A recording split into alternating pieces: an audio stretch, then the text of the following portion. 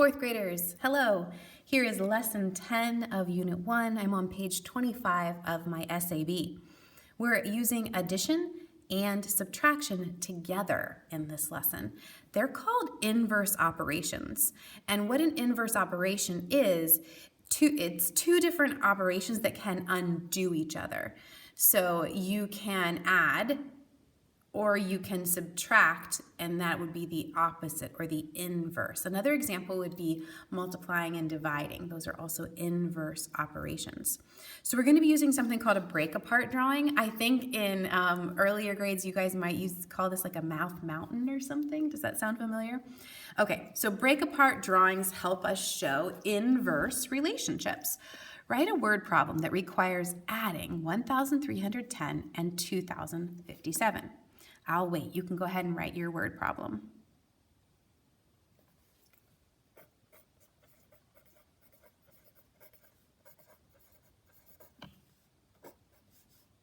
Are you writing your own, or are you just copying off of me? Don't copy off of me. This is mine. My name's Hannah. Hannah had 1,310. What did she have? Cookies, obviously.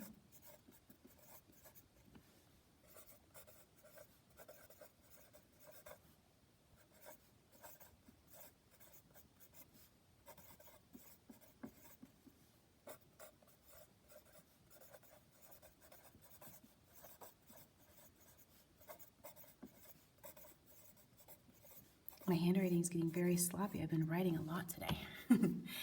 Okay, fourth graders, so make sure your problem is your own, but obviously you're using these two numbers and you want the problem to require adding them together.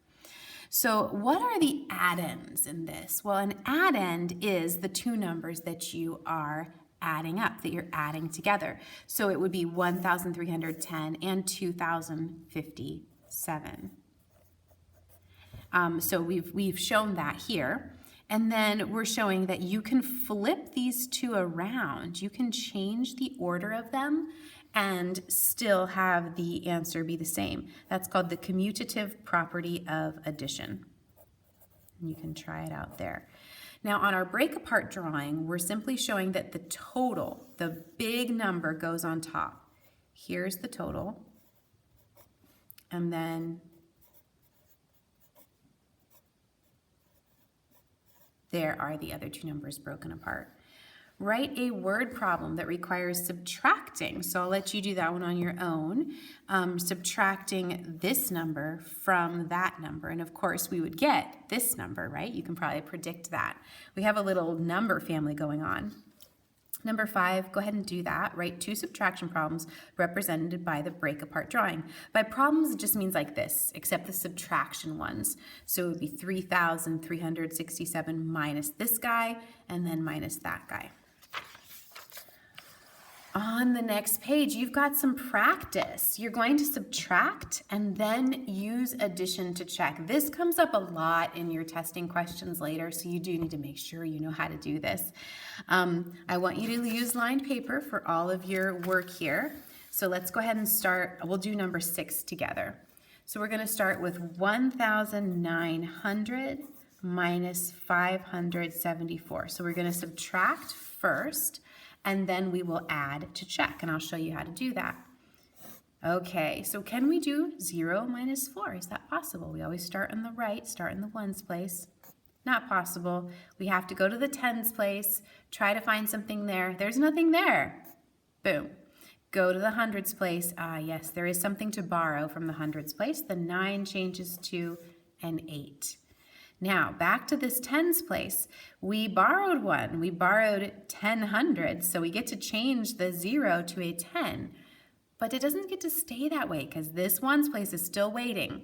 So this 10 becomes a 9 because this 0 takes 10 ones from the tens place to become a 10. Okay, 10 minus 4 equals 6, 9 minus 7 equals 2, 8 minus 5 equals 3, and 1 minus nothing equals 1. So we have 1,326. Now I'm going to show you the correct way that I want you to set up add to check. Always start with your bottom number. So it's your answer, 1,326. Start with that.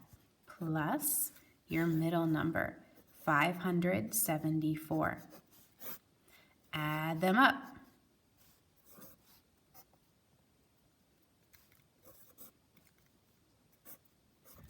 This number and your top number over here should match.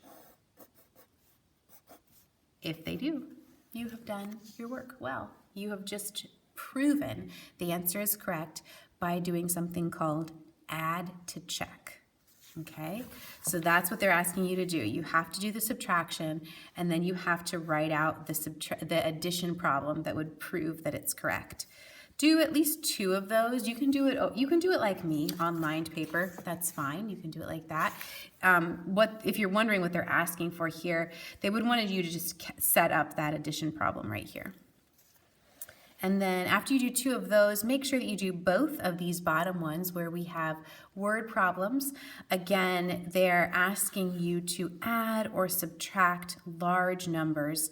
In the final one, you have to write a subtraction problem to show how the keeper could determine the number of fish the penguins had been fed in May. So that is lesson 10, folks. It's all about learning how to show that you've checked your work by adding to check subtraction.